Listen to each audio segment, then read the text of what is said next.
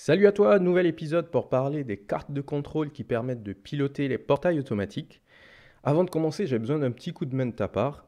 En fait, je suis à la recherche de la personne qui a réussi à créer cette animation géniale qui permet de se rendre compte en 22 étapes du fonctionnement d'un portail automatique. En fait, c'est une animation flash, voilà, qui peut s'ouvrir sur un navigateur de type Internet Explorer et qui décompose un petit peu les étapes de fonctionnement automatique du portail. J'ai trouvé ça sur un cours de technologie de niveau collège, mais voilà, je suis intéressé pour trouver la personne qui a permis de synthétiser tout ça parce que je trouve que c'est assez bien fait. Notamment, on peut se rendre compte, par exemple, en voyant le portail des différents organes qu'il compose, la photocellule, les clignotants, l'antenne, le moteur avec son automate. Et du coup, voilà, si tu retrouves l'éditeur de cette animation-là, j'ai essayé de chercher, mais je n'ai pas trouvé. Donc, je suis intéressé. Tu peux mettre ça en commentaire. Ça permettra à tout le monde de savoir la source exacte de cette animation-là. En attendant, tu peux la télécharger, l'animation, la faire tourner chez toi sur ton navigateur. Comme ça, tu pourras mieux comprendre comment fonctionne un portail automatique. Le but de cette vidéo-là, c'est pas d'expliquer la totalité, mais juste de se concentrer uniquement sur la partie contrôle, donc l'automate qui permet de contrôler le moteur du portail. Cet automate-là, il est intégré dans différents types de boîtiers. Par exemple, là, on le retrouve sur le boîtier pour une porte de type coulissante, mais on peut avoir aussi des portails de ce type-là avec une rotation. À ce moment-là, l'automate se retrouve dans un boîtier comme ça avec tous les organes de contrôle. Alors, déjà, pourquoi est-ce qu'on utilise une carte de contrôle comme ça et puis au lieu d'utiliser un automate industriel comme on le retrouve sur les machines classiques? Donc, pourquoi on fait la différence entre les deux? L'automate industriel à droite, il va nous permettre de piloter plusieurs centaines de signaux de contrôle, donc signaux d'entrée-sortie. Tandis que la carte de contrôle qu'on utilise pour un portail automatique, elle permet tout simplement de gérer un certain nombre limité de signaux parce qu'on n'a pas besoin de gérer une centaine de signaux au niveau du portail. C'est assez simple, enfin simple. En tout cas, c'est moins volumineux que sur une machine industrielle.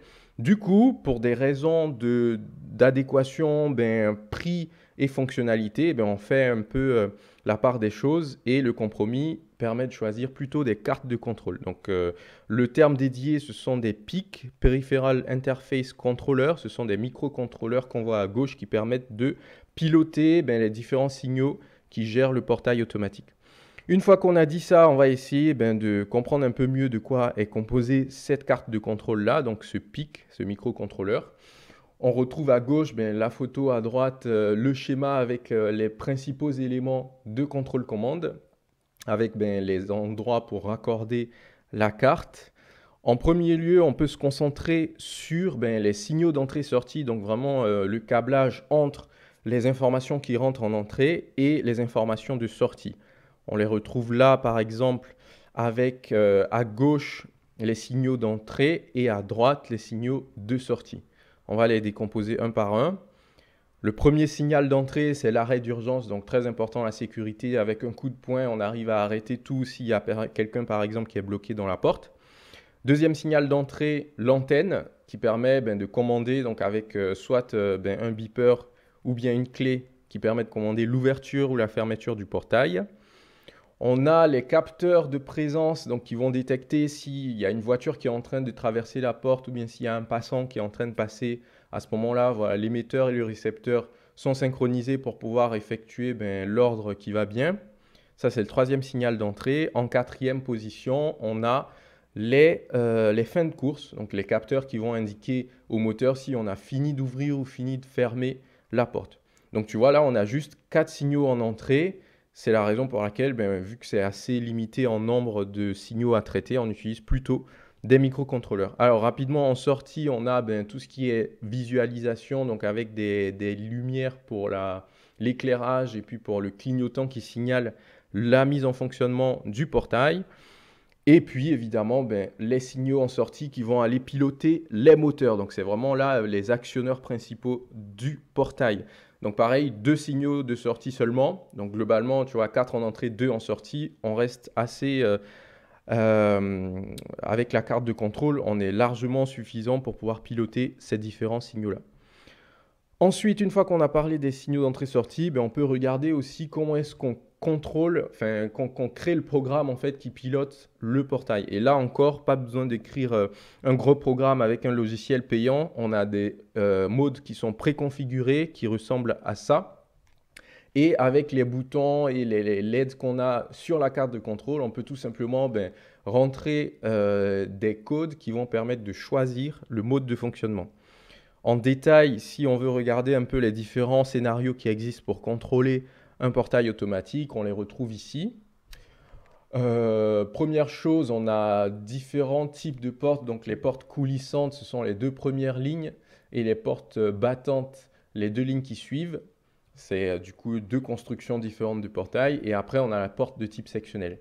Ensuite, après la construction, donc l'architecture du portail, on a des options. On peut rajouter une option de fin de course, une option de ralentissement dans la vitesse d'ouverture ou de fermeture. Et tout ça, ça nous donne 5 types de scénarios qu'on peut appliquer, qui sont déjà préenregistrés dans la carte de contrôle et qu'on peut choisir en venant ici marquer les codes de scénarios. Du coup, les différents scénarios sont explicités ici avec leur chronogramme.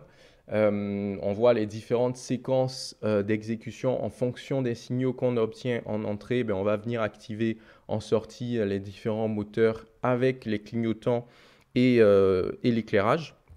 Donc ça, voilà, ça te permet d'avoir une idée des différents scénarios possibles. D'ailleurs, si tu as besoin du détail de cette documentation-là, je mets le lien en dessous dans les commentaires. Alors, 3 messages avant de se quitter. Déjà, j'aimerais dire merci à la société de laquelle je tire toute cette documentation-là, qui s'appelle ETME.